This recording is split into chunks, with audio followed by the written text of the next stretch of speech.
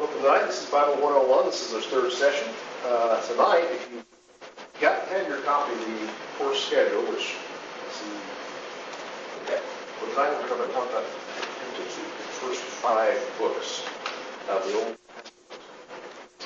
And the first question that faces us whenever we look at a specific book of the Bible is, where did this book come from?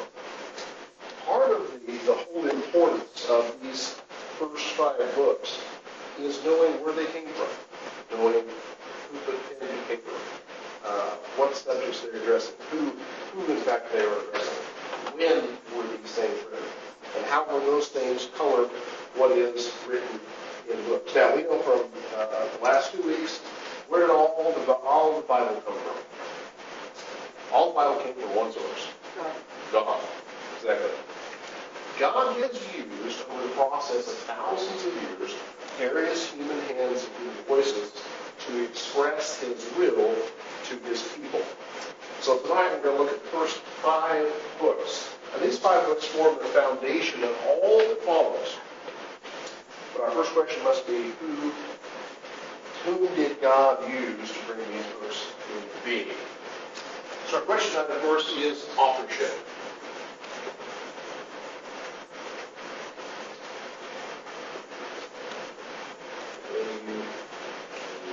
Note to self, black does not work. A-U-T-H-O-R-S-H-I-E. Okay. According to every tradition, who is the author, or the one who actually put pen to paper for the first 5 books of the Old Testament? Right. Moses. There are a number of passages in the Scriptures that affirm this. First of all, let's go to 2 Chronicles. 2 Chronicles chapter 25. 2 Chronicles 25, verse 4.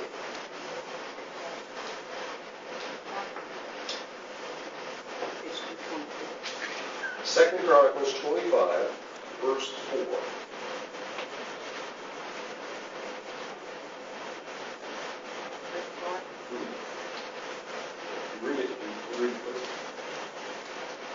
Not put their sons to death, but acted in accordance with what is written in the law in the book of Moses, where the Lord commanded, fathers should not put to death their children, nor children be put to death for their fathers. Each is to die for his own sins. Right. Notice in this text, the law equals, or it is written, is rather the book of Moses. Let's skip ahead to Ezra chapter 6, verse 18.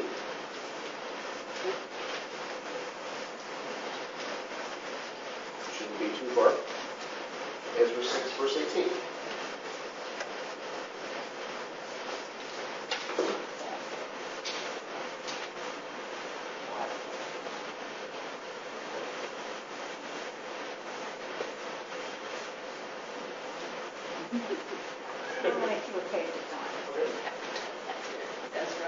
Ezra chapter 6.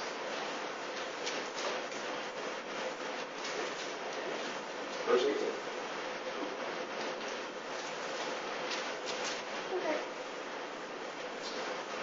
You want to read that yourself? I'll listen. I'll let you get the next one.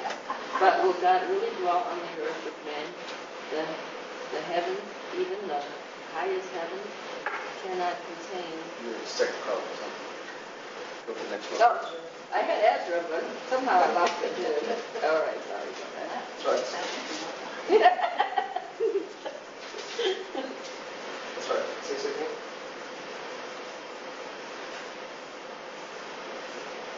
And they installed the priests in their division and the Levites in their groups for the service of God at Jerusalem, according to what is written in the book of Moses. The book of Moses. Notice this little phrase. It's very popular. Look over Nehemiah. The next book, Nehemiah 13, verse 1. Now, a note about these 3 books. these three books, 2 Chronicles, Ezra, and Nehemiah, were all written about the same time. Matter of fact, it's believed that 2 Chronicles is the work of either Ezra or the school of Ezra. And Ezra and Nehemiah, written, of course, by Ezra, by Nehemiah, but both lived about the same time. All three of them take place after the return from the exile.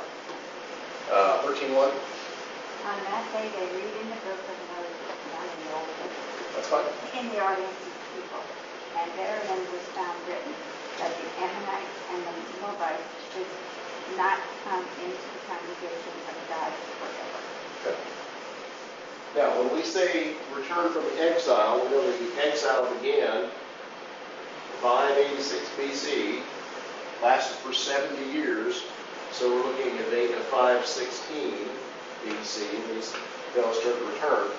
So that by the return from Babylon, when they've been exiled, the idea of the book of Moses was instilled in their mind. The same phrase is used in all three places. Book of Moses. Now, fast forward then to the New Testament. I'll give you a couple of representative examples here. First of all, Matthew 19, verse 7. And all these examples are, of course, going to be from the first century AD. This is the New Testament. Matthew 19, verse 7. Why then, they asked, did Moses command that a man give his wife a certificate of divorce and send her away? Now, in this text, it is not merely the law, but it is Moses who commands. That assumes Moses is the author of the law. Fast forward to Mark, chapter 7, verse 10.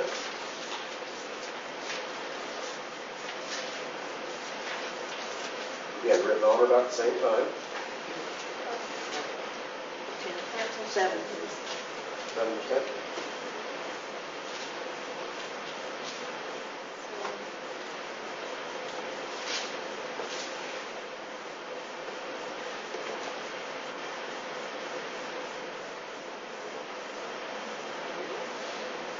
Moses said, honor your father and your mother, and anyone who curses his father or mother must be put to death.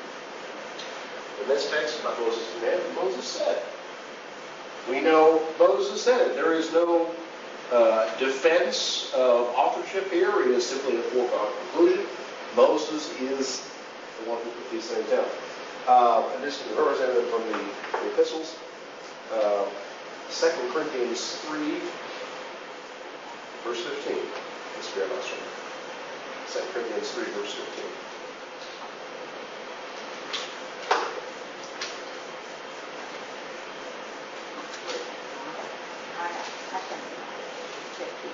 Yeah, 3:15. No, I had 15:3. Okay. This is 2 Corinthians from the New Testament. Oh, no, I don't have it. Well, you're close. You're close. I was in Can't front. see.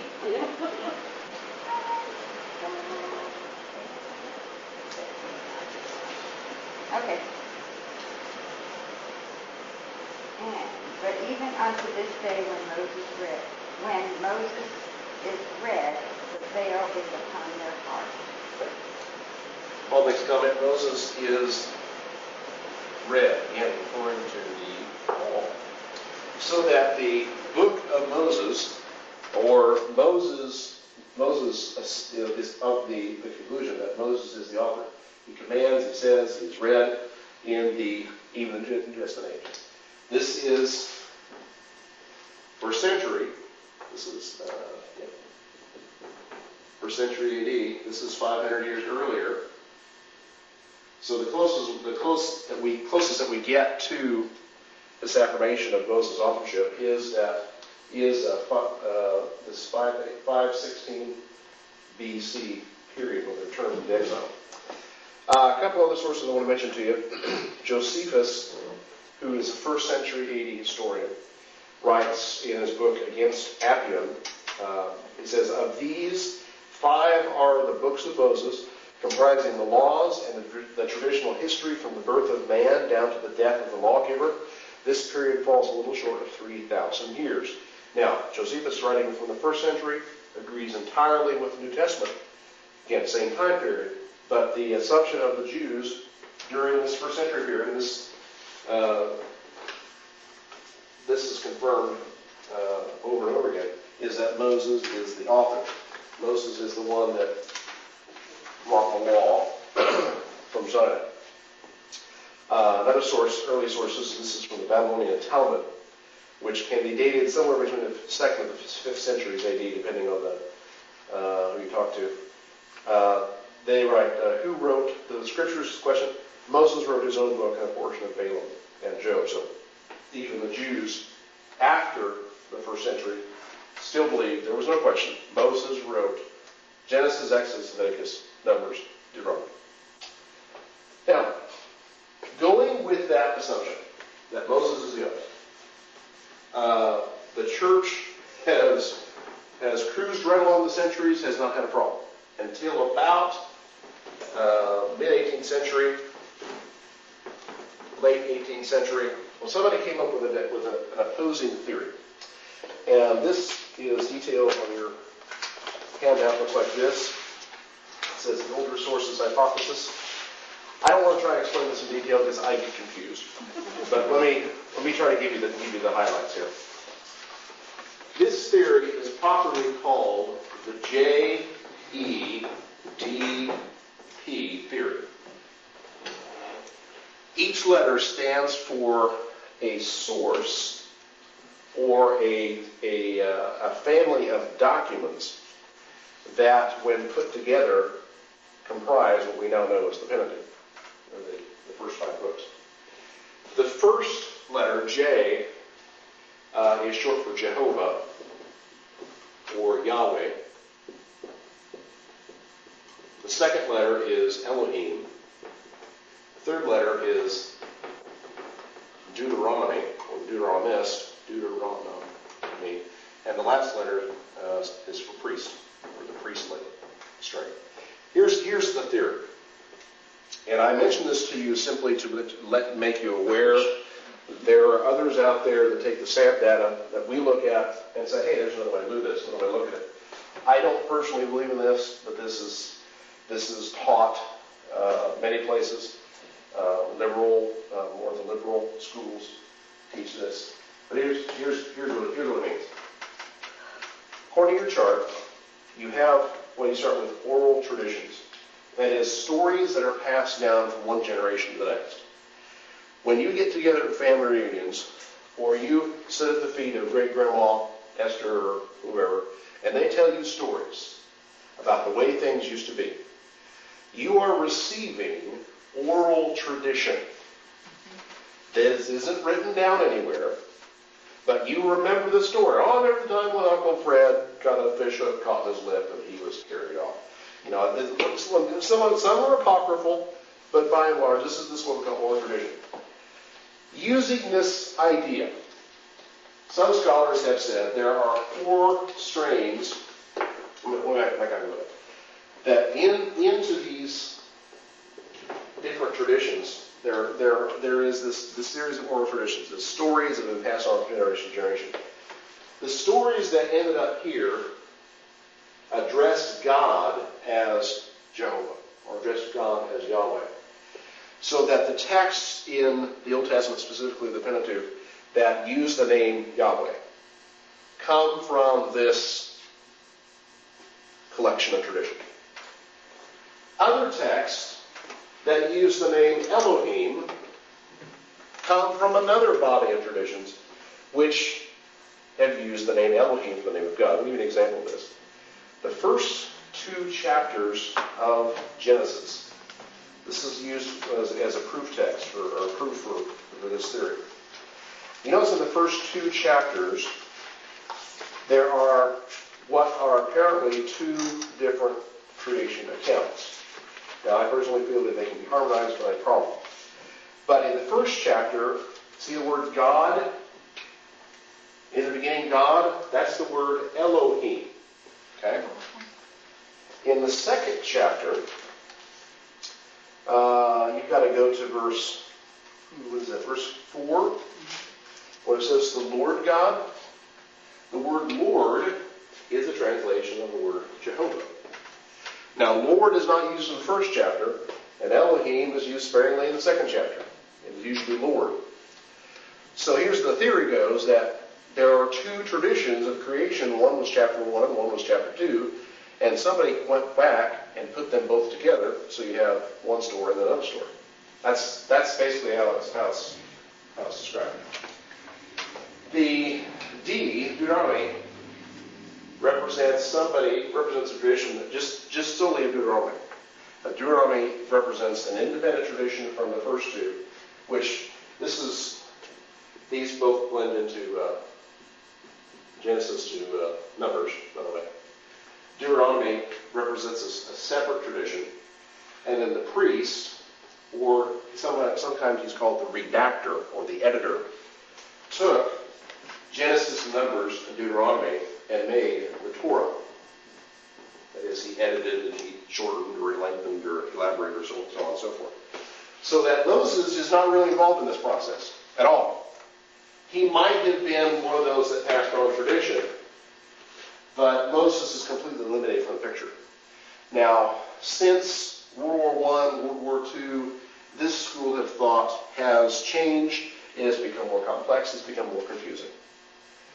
So I don't even try to go into it. But I'm going to make you aware tonight, there is another school of thought out there. If you run into somebody that says, well, I don't think the Bible, these books were written by Moses, this is where they're coming from. They're using this theory, this hypothesis, to explain how the books of the Old Testament, especially the books of the Pentateuch, have come into being. Now, with that said, let's get back to Moses. If you fix the authorship to Moses, which I think is a very wise thing to do, then you fix yourself to a place in a time, because Moses was a human being, he would live in a place and a time. When and where do you fix Moses? And here's what happens. You take Genesis, Exodus, Leviticus, Numbers, Deuteronomy, you assign them all to one author. You were saying that all 5 books were written on or about the same time. So that you don't have this large span of time. Now, I will say that there are probably oral traditions behind these books. That the stories, just take that first chapter of Genesis again, for example. The first chapter of Genesis follows a formula that any child could memorize. The first day God made this and God made that. That was the end of the first day, now we're in the second day, and so on and so forth. The story of the flood follows a particular pattern. It follows a pyramid pattern. Fast forward there to Genesis.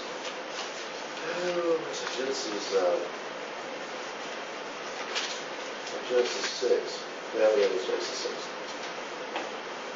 Verse 9.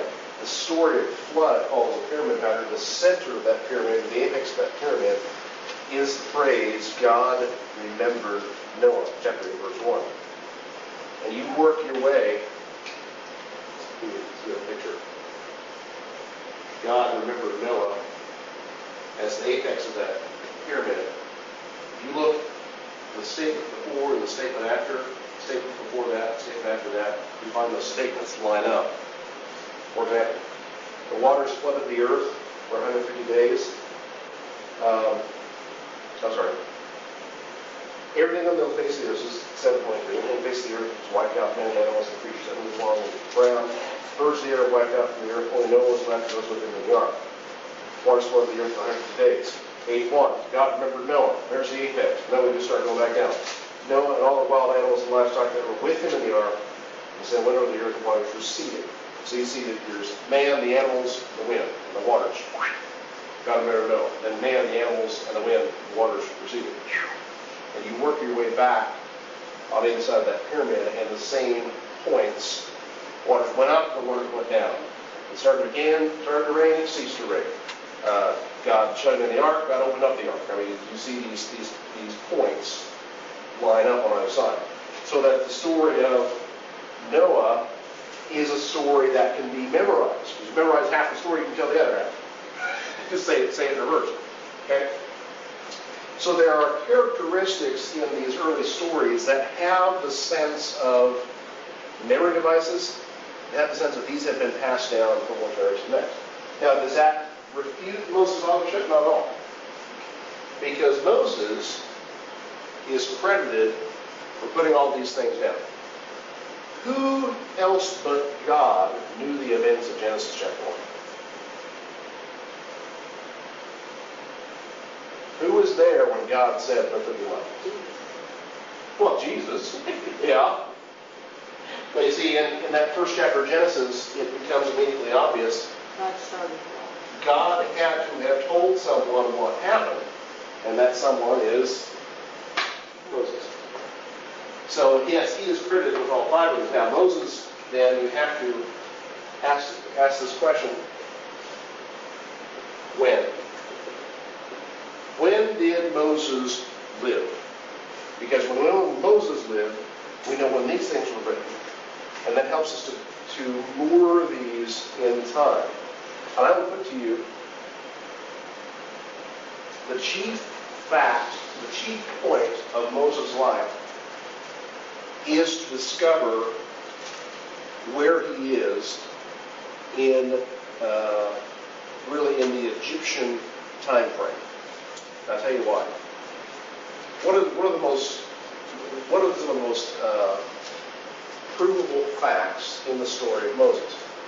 We know that he lived in Egypt.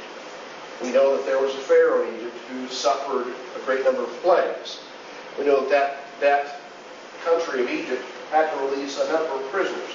These things did not go unnoticed. And if we can go back and discover these things in, say, for example, the Egyptian timeline, which we know quite a bit about, actually,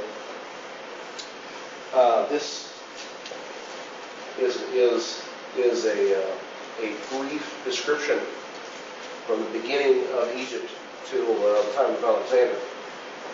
We know quite a bit about the Egyptians. They left copious records. We talked about hieroglyphics.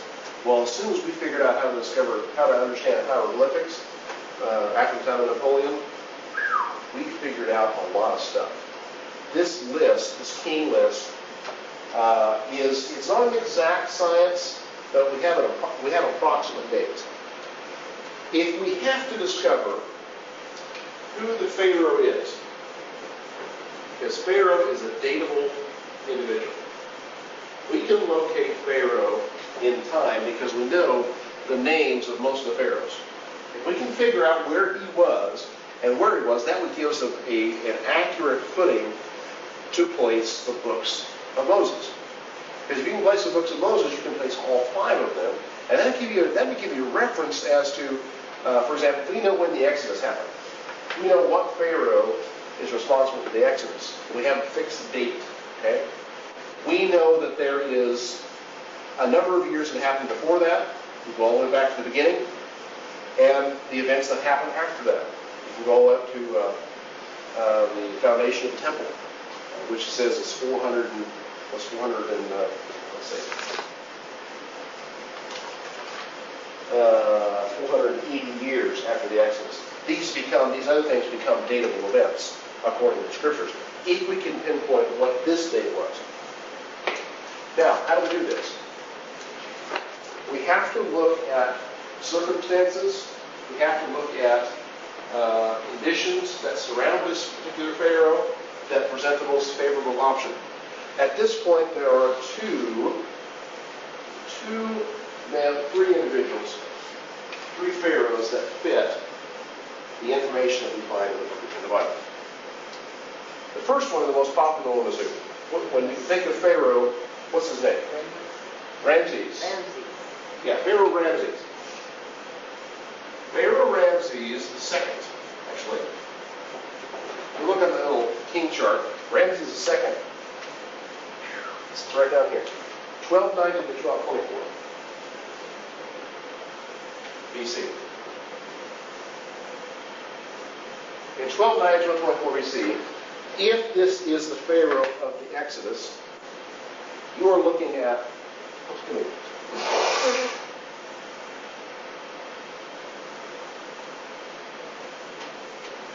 You're looking at an exodus that takes place about the 13th century BC. This is what is considered the late date.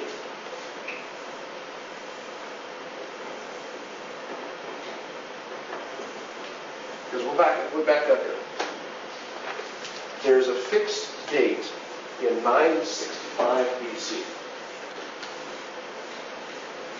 Scholars have figured out, using the things that they know, the information they've learned, 965 BC is the day the temple was dedicated. This is in fact in 1 Kings chapter 6, verse 1. 965 BC, back up to this time period, about 300 years, okay? What happened in those 300 years? After the Exodus, you had 40 years of wilderness wandering, right? You had a number of years for the judges. You had the 40 years for Saul, 40 years for David. That's 80. That's 120 years right there. At this amount of time, this is the one that flexes the most. It's the book of Judges. How many years took place in the book of Judges? Anybody know?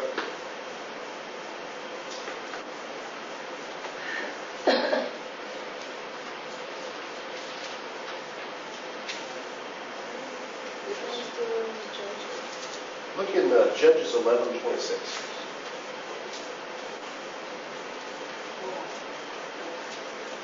King James always gives you the year, John. Just a little bit.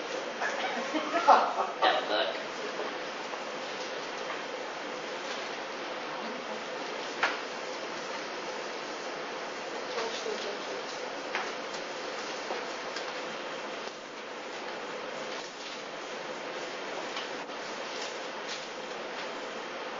Where'd you say it was? Judges 11, verse 26.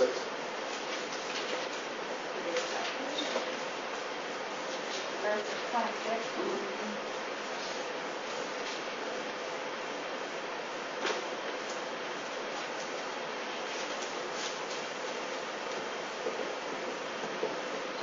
years? 300 years. 300 years. What's that? Where is that in Testament? You have a question mark? Wow. The coast of Aaron, 300 years. Oh, he's asking a question. Oh. Okay, 300 years. Not David's question. Okay, let's go ahead and put 300 years in our little Test, right? addition problem here. 40, 40, 40 is 120, plus 300 is 420. Now, if we use the late date, 965 back to about June 12, maybe it's called 1250, it's the difference. How many years is that, 965 to 1250? We're talking about a period of less than 300 years. And we are called upon to fit that 420 years into a period of less than 300 years. Something doesn't add up. Either these numbers are wrong, or this number's wrong. This date doesn't move. One of these is wrong, or this is wrong. Now, those that support the late date say this number's wrong. They say that 300 doesn't count. They didn't know how to count back in Judges, or some such stuff. However, how you decide to break it down, there is a better way to work through this. If Ramses doesn't fit, then we've got to go a bit later. And here's where you go.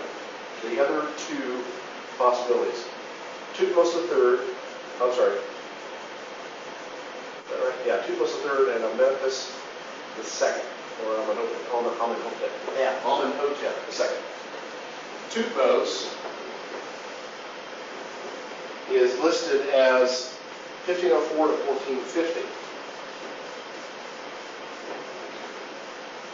And Amenhotep, or Amenhotep, I'm going to call him Amenhotep. I think that's a cool name. My next son will be Amenhotep. 1450 to 1426. Okay. Now, here's why these guys fit better. Thutmose is considered the Pharaoh. Back to Judges chapter, or Exodus chapter 1, because we don't realize there's two different pharaohs. There's not just one pharaoh in Exodus. Oh, somebody tore it out. Uh-oh. Didn't want you to learn that part. In Exodus Turned out 1, from 1 to 15. Wow. The end was saying, I have Somebody that was book. really devouring it. hungry for They righteousness. got really hungry. Remember there was a pharaoh that ordered the little boys killed? Kill the little boys as soon as they're born. Throw them in the Nile. He is the first pharaoh. There's a second pharaoh when you realize, when you understand that Moses fled to Midian, and during that period, Exodus 2:23, the king of Egypt died, so they had a new pharaoh. So there's two different pharaohs, one that follows the other. This pharaoh had a daughter, Pharaoh Thutmose. He had a daughter that found Moses. And then Amenhotep is the pharaoh that wanted to keep the slaves. There are various pieces of evidence. If you have this, we'll just send out here, date of the Exodus, should be in your stack. There's some pieces of evidence that give these two guys a bit more clout. First one's not on there. That's one I picked up in Cincinnati not too long ago. I'm going to take the name Thutmose just for a second. Anything familiar about that name? Anything look familiar about that? Huh?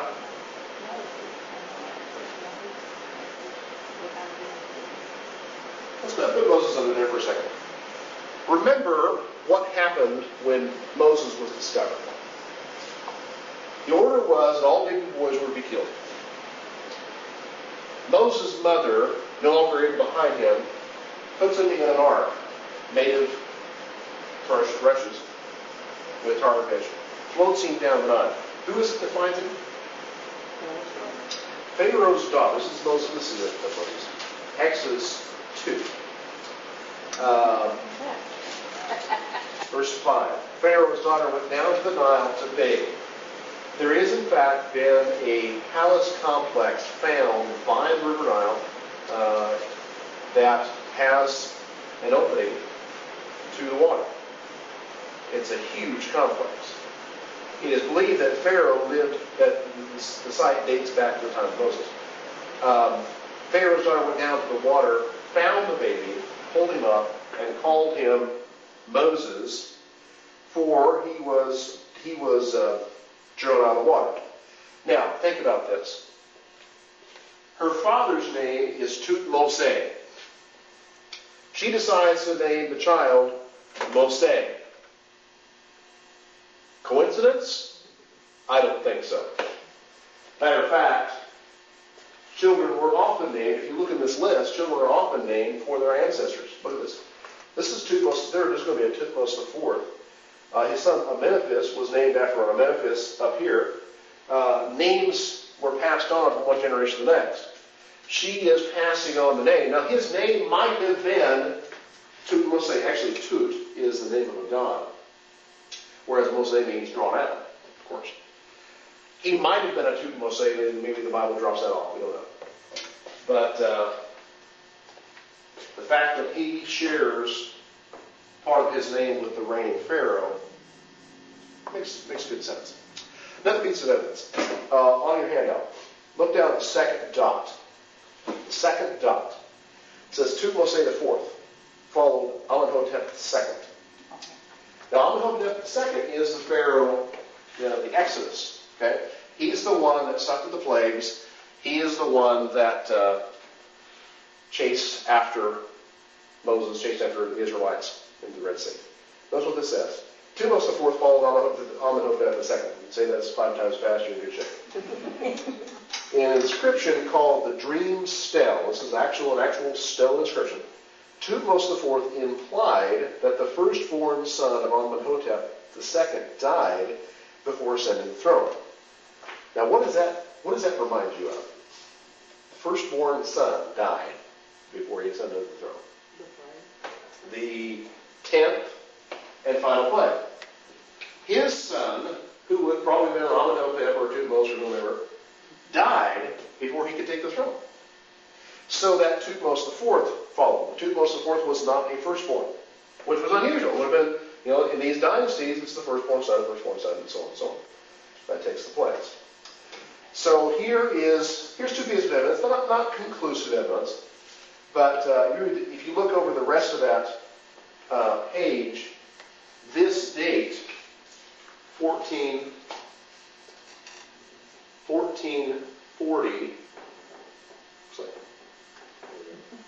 to 1400, this is considered the early date for Exodus. Fits a lot of criteria. Not all of them, but a lot of them. And that's one that's ones that are on here. Very excellent says, as recorded in Judges 11:26, which we looked at earlier. Jephthah, circa 1100 BC, claimed in a message to the Ammonite king that Israel had already been in the land for 300 years. 300 plus 1100 is how many? 1400. Again, putting us back to that 1400 date. You look at the top of that. According to 1 Kings 6:1, the temple construction began in the 4th year of Solomon's reign, conventionally dated to 965 BC. So it's also specified as being 480 years after Israel's exodus from Egypt, which puts it somewhere around 1445 BC, if all the math is right.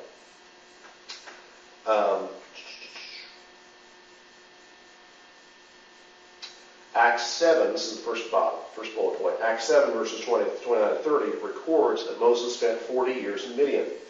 And Exodus 2:23 and 4:19 suggests that the Pharaoh of the oppression, who sought Moses' life, had died before Moses returned to Egypt.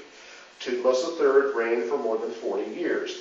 If his son, Amenhotep II, was Pharaoh of the Exodus, his rule, mid-15th century BC, corresponds to the early date of the Exodus, and so on and so on. There's a lot of evidence that suggests that this is the date that we're looking at, 1440 to 1400. If we date Moses, and specifically the pharaohs that are mentioned in the book of Exodus, where does this put the date of the books of Moses?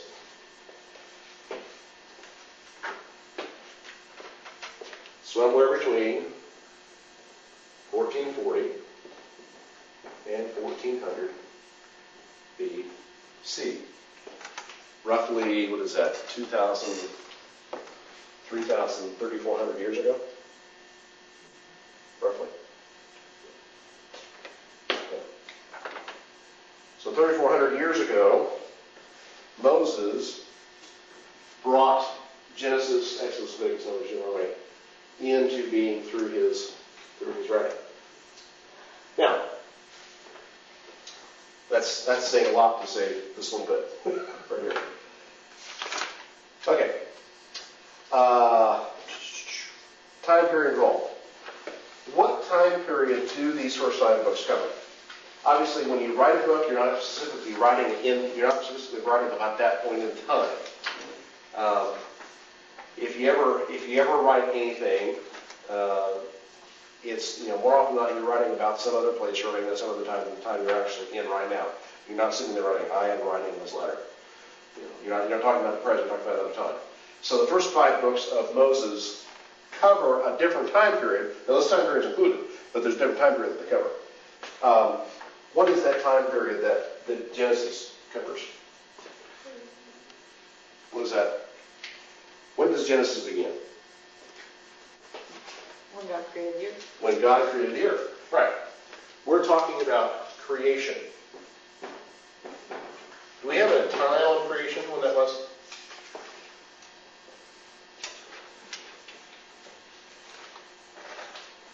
You see it? No.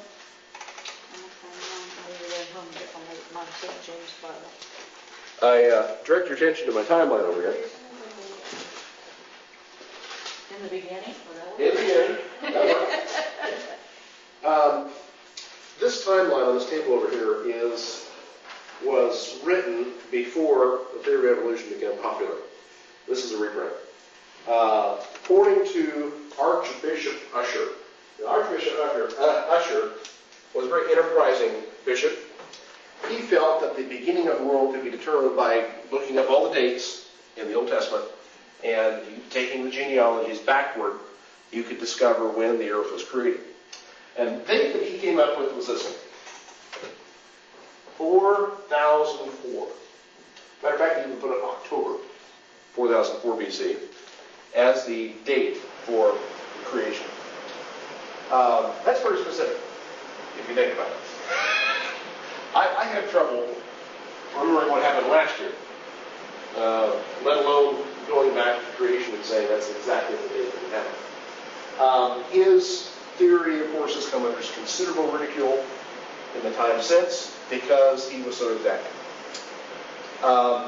If he was accurate, now the date that he came up with, you too could come up with this date using the Sad Data Agent. He used the Bible. He worked backward on the list. You too would find 4004. You'd also find that 1,689, 79 years later was the flood. 689 years was the flood. And you can work yourself up to the end of the book, following those genealogies. Now here's the question.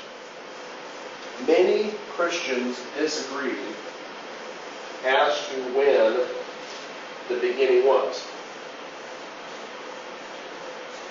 I must confess to you that when I was in school, I was taught that millions of years ago, billions of years before that,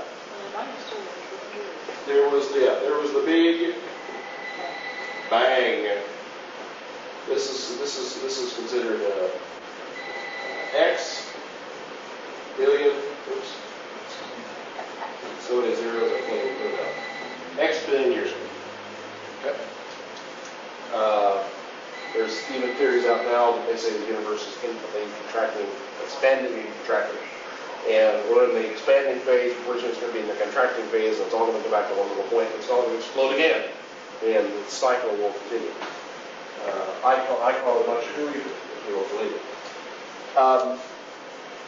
As Christians, there is different opinions as to when you begin to start taking dates. You have in your outline, or in your handouts, a two-sided page called Christian Unity and the Age of the Earth.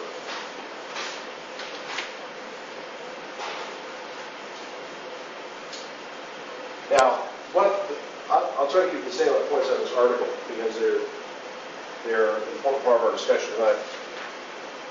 There are some faithful, Bible-believing Christians. For example, third paragraph. Many Christians differ on their answers to these questions of age. On the one hand, some believers, such as members of the Institute for Christian Research, that is Henry Morris, John Morris, Ken Ham, Gary Parker, think that God created the universe in 6 literal days. And these same folks will say the earth cannot be more than 10,000 years old. That is the absolute oldest the earth can possibly be. Even if you play around with the genealogies and say that we have a record of the notable people, that there are people in generations that were skipped, you cannot go any older than 10,000. Same folks will also say the flood was universal.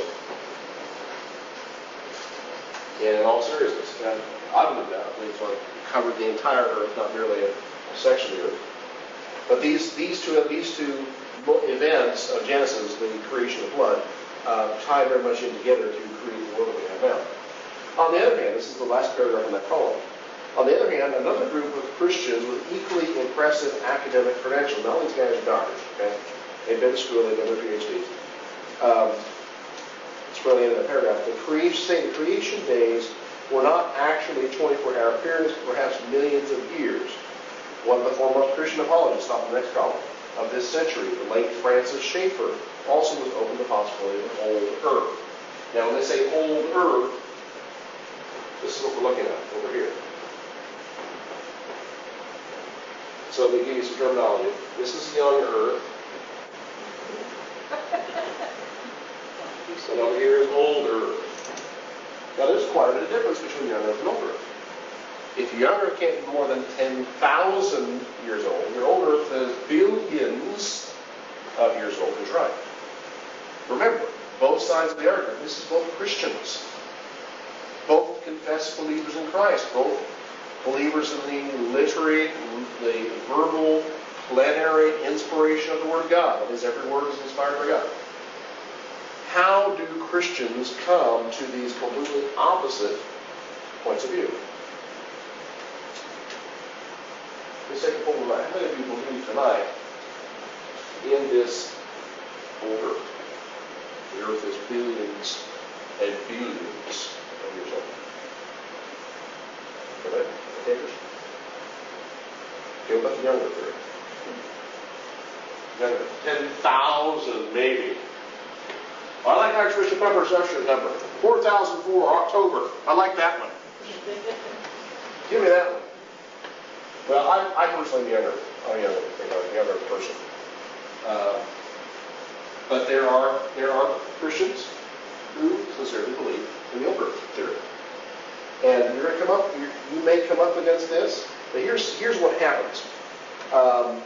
Stanley Jackie. This is third paragraph under Hammond. Second paragraph under Hammond differences. Stanley Jackie is one example of an older believer who strongly disagrees with younger creationists. His disagreement with them, however, is not the problem. The way he disagrees is the problem. In his generally excellent book, Savior Science, he becomes sarcastic and mean towards creationists by implying that they don't even have the mental capacity to understand such a big word as consistency. This is coming from a Christian author. Now, go to the last paragraph on that column. Some young earth believers also go too far at times with those Christians who hold to an old earth viewpoint. Dr. Henry Morris wrote, "The road of compromise on the issue of age, however attractive it seems, is a one-way street, ending at a precipice and then the awful void of rational religion or atheism." So those who believe in the old earth are in fact denying God. They are atheists. Which is, we're talking, both ends are barking at each other here. Now, the author of this article... The way the world goes right now? Oh, yeah, the whole world does this. But now, the author of this article turns it on its head. Third full paragraph, Romans 14, becomes relevant at this juncture. Stanley Jackie's sarcasm against believing young earth advocates clearly seems to violate the Apostle Paul's words in Romans 14:10. Why do you look down on your brother? Now, the bottom of that column. At the same time, Henry Morris accuses older Christians of compromising the Word of God. Again, the Apostle Paul asks, "Who are you to judge someone else's servant? To his own master he stands or falls. And he will stand, for the Lord is able to make him stand." Now, last paragraph of the article starts this way. "But let's debate this issue as brothers in Christ without demeaning one another or judging each other." Here's a statement that kind of got me upset. "The age of the earth is, after all, a disputable matter." You remember in our restoration, talk about the restoration movement, we have this little phrase that says, in essentials, unity, and non-essentials, liberty, and all things love. Here's what he's saying. He says, this is non-essential. To be a Christian, you do not have to believe in a young earth, you don't have to believe in an old earth, you just have to believe in Christ. I think, personally, just speaking in my opinion, I think it's a bit more than that. I think the concept that's being discussed here really comes to the issue of whether or not you believe what the Word of God actually says. Now, if you want to throw in a different interpretation and say, well, I think it says this, show me the evidence, I'll be glad to listen to it. But the Bible says clearly, and I'm convinced of this, but there may be there are other points of view out there, that's fine. But I'm convinced that the Bible, simply read as it says, speaks to a young earth. It speaks to a earth that was created in the knowable past, because there had been human beings from the very beginning. from day, well, not day one, but day 6, there have been human beings who have been around and have been able to observe history and pass it on. I don't think the days in Genesis 1 have anything to do with thousands of years or billions of years, it's just simply days. There are those that will instill an evolutionary framework into Genesis 1 that didn't exist there. But just speaking for myself, I think the age of the earth, and talking about when did Genesis begin, I think you're looking at a date not earlier or not later than 10,000 BC. I would probably push it up a little bit closer myself, but I really don't see a date older than this date here, from the beginning of the world. Now that does mean by the time you get to the end of Deuteronomy, we talk about the Exodus was from 1440 to 1400, being a 40-year Exodus. When is the last date that the events cover? What's the last date the events cover? We come down to 1400 BC. Really, Exodus, Leviticus, Numbers covers that period of 40 years. It's your Genesis that you can probably make connected. I don't think you really do anything else. So, Moses writes somewhere between 1440 and 1400, and the period of time covered by the first 5 books is that period right there. Any questions before we move on? So the people who believe that it's the earth is the old millions of years old, where did man come in? Man came in the 6th part, whatever time frame we use. So they're saying their days, like it said here, their days could be 40-some hours long or whatever. Yeah, rather So than maybe they would days, beat them. they would use the term epochs, or aeons, or millenniums, or Eons ago? eons ago, yeah. Wait, I was one. Learning myself. Was that making us? Yeah. If you were born young, It's no concept of time. we're way off of that. Yeah, they would. Okay, so they still believe in the creation and all that, it's just Well, the time frame. Yeah, they would call for guided creation, or guided evolution rather, of creation, because the arguments for evolution, please, have been so convincing. Although, honestly, they're not. You tear them down, but the arguments have been with us so long, and the very well-meaning Christians have listened to them, that it's been incorporated into a biblical framework. I can give you right away an easy way to disprove it. Well, if they're evolution, we shouldn't have monkeys anymore. Well, certainly. I'll call your attention to this. Although there are certain people that. Let's see. Yeah, on day, let's see, this is 1, 2, day 3, on day 3, the land produces vegetation.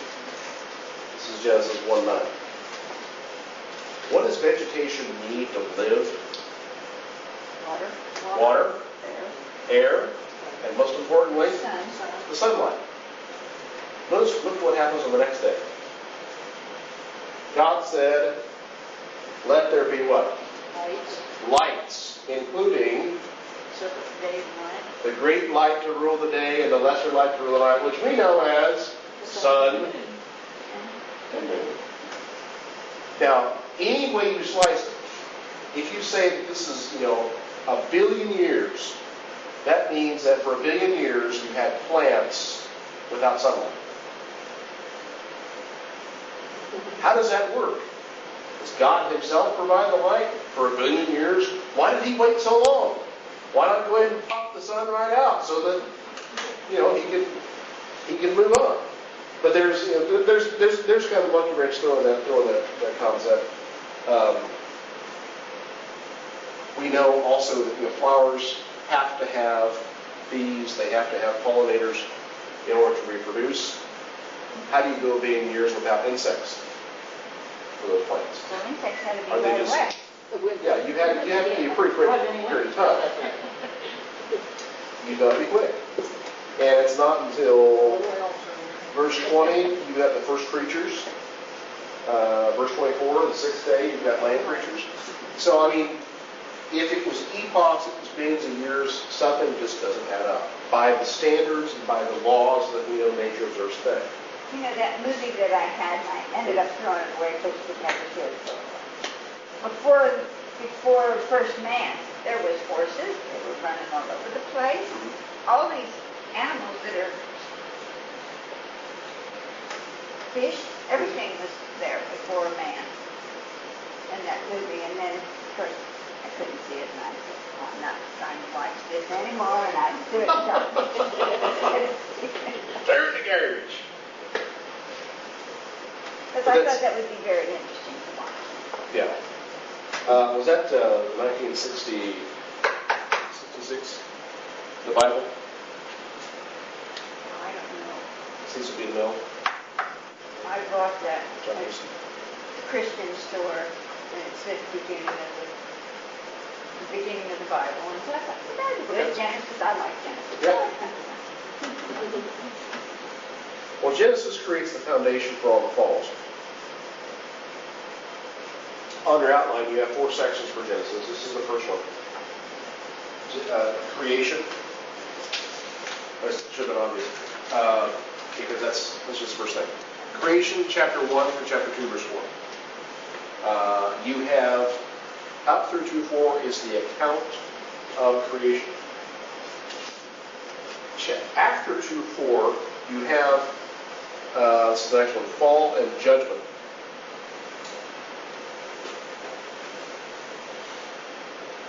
I make 2:4 the dividing line because you don't have the 7th day until well into chapter 2. So by the time you get to 2:5, I have what you call the fall and judgment. Now, what happens in fall and judgment? You have the fall of man, eats the forbidden fruit. They're removed from the garden. But the process of sin, the consequences of that sin multiply and expand until God simply says, I cannot bear it anymore. And he basically inflicts the first apocalypse, the first judgment upon all humankind. He destroys all mankind with a flood. There are, of course, theories that surround the flood. The one that I support is the universal flood theory. That what we're talking about here is a worldwide flood. There's one that's gaining some popularity, some traction these days. The Black Sea was flooded. There's evidence in the Black Sea that it used to be a freshwater lake, but for some reason the Mediterranean overflowed the natural dike in the Bosphorus and created what's now a salt lake. And this is what Noah experienced. He was floating around the Black Sea for a long time. I don't know. I don't like it. I think the evidence is good, but I think we're talking about something else. So fall and judgment, and we know in that judgment Noah's family is the one that receives the blessing, and his 3 sons. You notice on the right there's a box with some names in it. These are the significant people that are in that book. The third section is patriarchs. This is chapters 10 through 36. Third section is patriarchs. And this basically covers based on that period of time when the people of God were governed by patriarchs. You had Abraham, or Terah, and Abraham, and Isaac, and Jacob, the stories surrounding them. And really until you get to Joseph. I cut it off at Joseph because that last section there is the passage to Egypt. Passage to Egypt, section 4. And that's passage to Egypt is verses 37 to 50, or chapters 37 to 50. It's really the last part of the book, because that is the setup for what happens when you get to Exodus. It is how they got from Canaan down to Goshen. So, You have Adam, Noah, Abraham, Isaac, Jacob, and Joseph. In these basically 4 sections: creation, fall and judgment, patriarchs, passage to Egypt. The book of Exodus. And I'm going to kind of zip through these, so if you want to stop me, if you have a question, stop me. The book of Exodus, 4 sections. First one is the prologue. It is kind of, okay, let's recount what's happened and get us to the story now that we're getting into. Again, you're looking at this from Moses' perspective. Moses is writing about his childhood, writing about his early life. He just speeds right through it. We know from the book of Acts and really from the book of Hebrews, Hebrews 11. We know that Moses was brought up in the house of Pharaoh. He learned all there was to know from the Egyptians. And the Egyptians were no mean civilization. I mean, they knew a lot of things. They knew astrology. They had a very complex religious system. They knew about warfare. And all these things would come into play when Moses began to be leader. So the first one's prologue. The second one's deliverance. That's right. Prologue is 1 through 4. Deliverance is 5 through 18. The whole, the process of the 10 plagues, going from Egypt to Sinai, crossing the Red Sea. So that from 5 to 18, you just have the story of the deliverance. Third section is the covenant. The covenant, of course, chapter 20, is the Decalogue. It is, thou shalt have no other gods before me. Thou shalt not make graven images and worship them, and so on and so forth. But the covenant is established with Israel on Mount Sinai. So the last part of the book is really all about the tabernacle. Tabernacle. And that's chapters 25 to 40. God spends a copious amount of time talking about the tabernacle and talking about its furnishings. I was watching a program a couple nights ago on National Geographic about the Ark of the Covenant. And they said that they know that the Ark of the Covenant had to exist because there's so much ink spill on how it was built. God had exacting instructions on how, it's supposed to be so long and so wide and so high and have this and this and clay with gold and you put the ark, put the covenant in there, you put the Aaron's rod in there. So it had to exist. And why spend so much time about something that was just a figment of our imagination?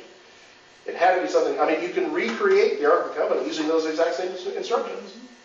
There's really, it's ridiculous to say, oh no, it didn't exist, because you have because of these instructions. In this book, Yahweh comes out as the main character. I am what I am that I am. Yahweh. Moses, Aaron, Pharaoh, and you can Pharaoh, Amenhotep if you want to. Jethro, who is the father-in-law of Moses, the priest of Midian, and of course Moses' sister Miriam is a player in Exodus as well. She's responsible for his life, for everything. Leviticus. Leviticus is a rough book. You ever read through the Bible? Leviticus it's like running through barbed wire. The first few chapters of Chronicles are rough, aren't they? Leviticus, the first section is chapters 1 through 16, all about ritual. How to offer sacrifices for sin, sacrifices to praise God, sacrifices of wine and grain and first fruits. There's even a section there on how Aaron and his sons are to be consecrated. The blood on the thumbs and the whole ritual of making them pure so they can serve the tabernacle. Second section is practice. Practice, this is chapters 17 and 22. And this is just a list of laws that they're to abide by, much like the covenant section in Exodus. Third is feasts. Day of Atonement is part of that. But there's the Feast of the Tabernacles and the Feast of First Fruits and the major feasts that the Jews were to observe. The last part of that, of course, is exhortation. You need to do these things in order to live. You will be blessed if you do them. That's chapters 26 and 27. They'll send this to 10 people in the next 5 minutes, or they'll have bad luck fit into that.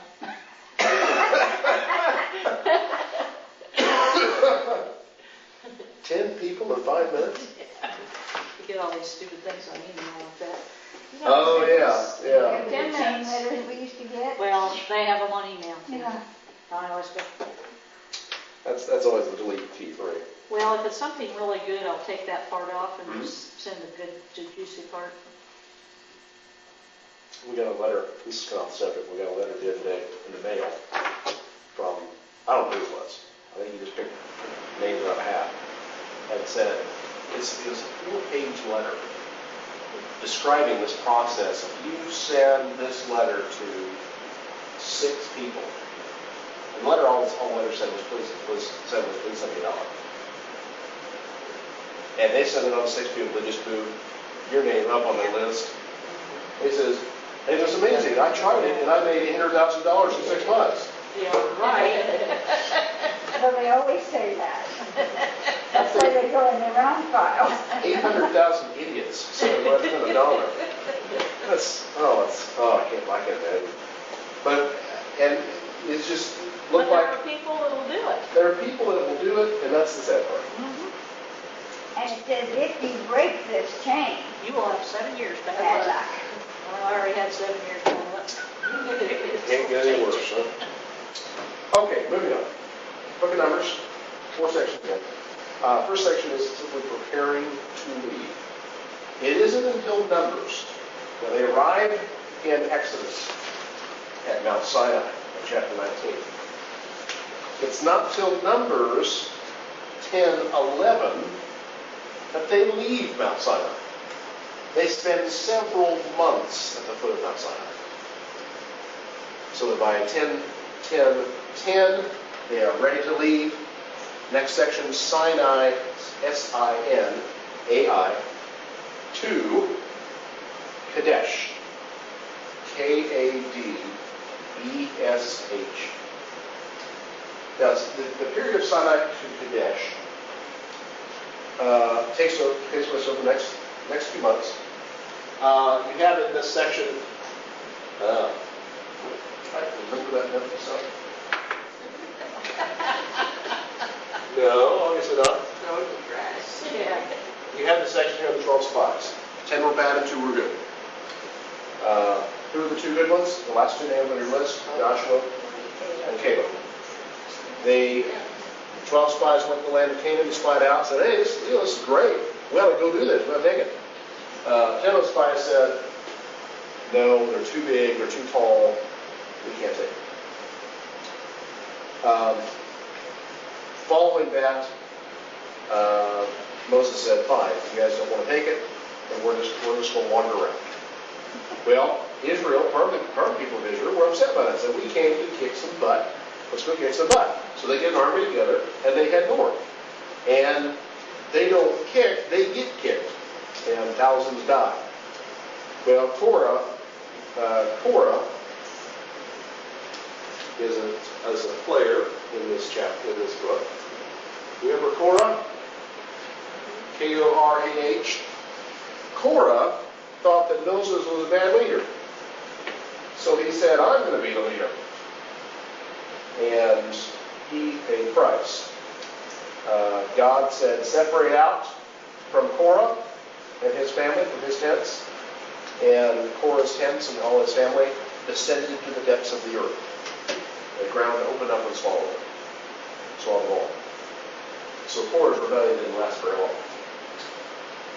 Number 3, this is they leave Kadesh, area of Kadesh, and go to Moab.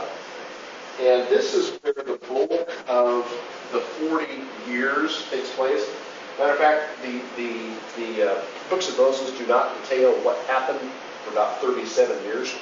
It's just missing. Chapters on the Sinai. Sinai Kadesh is 10:11 to 20:13. Chapter 10, verse 11 to chapter 20, verse 13. Once Moses decides, we're going to wander around. God is the one that wander around for 40 years. 37 years are unaccounted for in the Torah. All we know is they just went around in circles. Nothing happened. We do know that their sandals never wore out, their clothes never wore out, but the people that were from Egypt wore out. They died, the next generation came up. So the next generation was ready. They go to Moab. Section 3, Kadesh to Moab, chapter 20, verse 14, and chapter 32, verse 42. Number 3 is what? Kadesh, Kadesh, to Moab, Moab. 2014, 32, 42. So, in that section, you run across this character, Balaam, Balaam, a sometimes prophet of God, hired in this section to curse the people of Israel by Balak, king of Moab. Balak hires Balaam, says, Balaam, I want you to curse these people so that we will win. We're going to fight them. So Balaam gets up on the high mountain, he looks out over the nation of Israel and says, bless you, you great people of Israel, you are children of your God, and you will prosper. And Balaam says, what are you saying? What are you saying? Balaam says, I can't say but what God tells me to say. So Balak says, okay, I'll offer more sacrifices, we'll take you to another mountain, give you a different view of the people, and then you can curse them from there. So he the process again. He offers sacrifices. Balaam gets up to speak and says, bless you. I mean, he tries, but it just doesn't come out. He says, bless you again, and the people are blessed. Balak is tearing his crown off his head and tearing his hair out. What are you saying? Well, Balaam finally says, there's no way I can do this because, being a prophet of God, I can't curse them because these are God's people. So here's what you can do. Now, Balaam is motivated by money. He is a money-making guy. Balak wants to pay him a lot of money to trip up the Israelites. So he says this: if you send out your young ladies out to the people of Israel and entice them, they will be first. So that's what he does. He sends out young ladies, and young ladies find the young men, and they go frolic. And you have this character named Phinehas comes on the scene, who was on the Lord's side. Phinehas and several Levites, his family members. This Phinehas is actually the grandson of Aaron. Notable story in the book of Numbers. He takes a spear. Now I was reminded of Jason, Friday the 13th, when he does this. Oh, yeah. He takes a spear. Here's a couple in a tent, unmistakably. Takes his spear and goes, whop! And gets them both fixed to the ground. And he orders, all the other Levites are out there doing the same things, similar things to these Israelites who are committing idolatry. Because this is what the Moabites were doing. By women were bringing their idols with them, and they were engaging them in these kind of rituals, these practices. So God, through Phinehas, cleanses his people with blood. I mean, this is God takes this thing very seriously. God's a very jealous God. So Kadesh to Moab, you have this story, the cycle of Balaam and the Moabite women, and this rebellion that is mentioned. So the last section, section 4, is the summary. If you look at Numbers 33, it's number 33 to 36. You see what I'm talking about. Because Numbers finishes the cycle of Exodus, Leviticus, Numbers. Exodus 33:3, the Israelites set up for Ramses on the 15th of the month, and there's just this travel log. They start here, they drank some water, went to the day's end, they went on. They eat Bob Evans in the morning, and they moved on. It's like this little travel log. So it's kind of a summary for the end of the chapter, end of the book, and the end of their travels. Because when you get to Deuteronomy, they're done traveling. Now they're ready to start fighting. You've got a new generation has arisen, new kids, kids from the old generation. Now they've grown up, and they have their weapons, and they're ready to take Canaan. Now Deuteronomy has to follow. Because Deuteronomy is a renewal of the covenant. Now they had the covenant originally with their fathers on Mount Sinai. But now they're here, they're on the far side of the Jordan, the east side of the Jordan. They're looking back at Jordan, across the Jordan to the promised land, and Moses walks them back through the covenant. That's why in Deuteronomy 6, for example, you have the Decalogue again. You have the Ten Commandments restated. Because new generation, we have to recommit them to the covenant.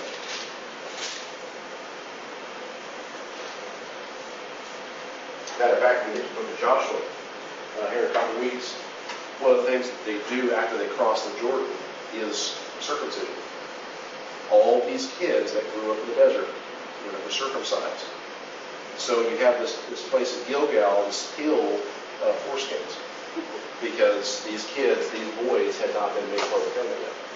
So this, both here the covenant and Joshua with the circumcision, these kids now become part of the covenant of God. Something about Deuteronomy. I think I gave you a handout entitled The Date of Deuteronomy. This is this page and the page on Exodus both come out of this Bible here. This is the Archaeological Study Bible. I thought this is really good. A lot of the stuff you pick up in various commentaries are just condensed and dumped right in here. I thought this was good because there's a section, let's see, 1, 2, 3, 4th paragraph in that first column. It says critical to the argument. Critical to the argument either way is the comparison of Deuteronomy to other ancient Near Eastern suzerain vassal treaties. Now what he's talking about is this. In the ancient world, you had treaties between people. It would be between kings and kings, or higher kings and lower kings. But the treaty, or the contract, or whatever you want to call it, was always made from a higher power. It's an egg, isn't it? Yeah. Scratch that out. I don't want an egg. How about a king? There we go. From a higher power like a king to a lower power like Joe Schmo. That's treaties, agreements were always made this way. Say a king was to conquer a new city. When the conquering was over and the people were now his subjects, he would say, okay, here's the agreement by which we will operate. I will be your king, you will send me money. Basically, this. And if you don't, then I will send my forces and they will kill you all. And there you go. Okay? So Deuteronomy, it is said that Deuteronomy is actually a reflection of this practice, of this type of document. It includes the covenant, first section, or not the covenant, the prologue, from chapter 1 to chapter 4, verse 43. And this is kind of a how we've got to where we are today.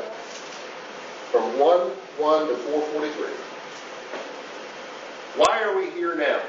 And this is kind of an explanation. We are here today because. So you have these first 4 chapters that describe why we are here. The second section is the covenant. This is 4:44 to 26:19. 4:44 to 26:19. This is the covenant. C-O-V-E-N-A-N-T. And the covenant basically is, I will do this, and you will do this. I will protect you as your God, and you will serve me as my people.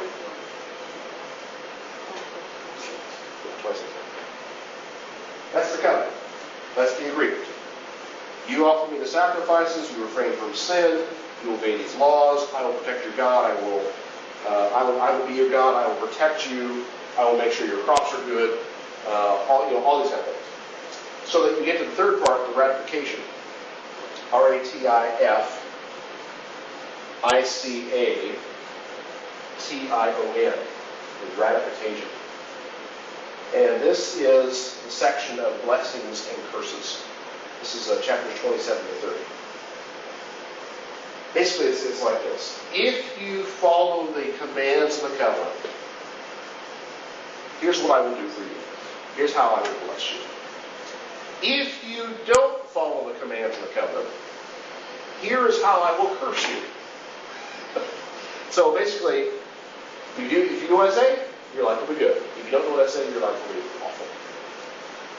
And A lot of the things that he mentions in those chapters, you see them in 2 Kings, you see them in 2 Chronicles, you even see them in the fall of Jerusalem in the 1st century, where some of the worst things, the mothers eating their children, cities on fire, are just horrific details. But these, they're right there in Deuteronomy. They're right there predicted. If you fail my calendar, this is what's going to happen to you. So the last section, chapters 31 to 34, basically is Joshua's succession. It is Moses' plan to replace himself with Joshua. And really, it's God's the one that chooses it, of course. But it is set out in the book of Deuteronomy that Joshua will be the heir apparent. Joshua is going to be the next leader. Right there, starting in verse chapter 31, verse 1. This is where you get the end of Deuteronomy chapter 34. You have this suggestion that the entire last chapter is written by Joshua because it's the death of Moses, which is a really big deal because Joshua is cutting his teeth here on writing Scripture because he's going to write a whole other book after this. It has been argued that the book of Joshua really needs to be attached to the book to the first 5 because it is the completion of the story. It is finally the conquering of Canaan. It is the return to Canaan that was promised in Genesis. But traditionally, first 5 books are generally those. Next book begins a new section of Scripture. Any questions over the books? I know that's a kind of whirlwind view over. That's the highlights. First 5 books. Keep going to that 10 pages for out.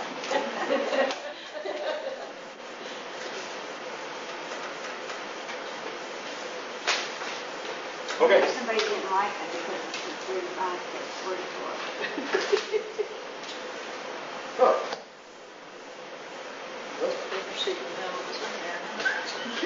Yeah, trying to make that find out.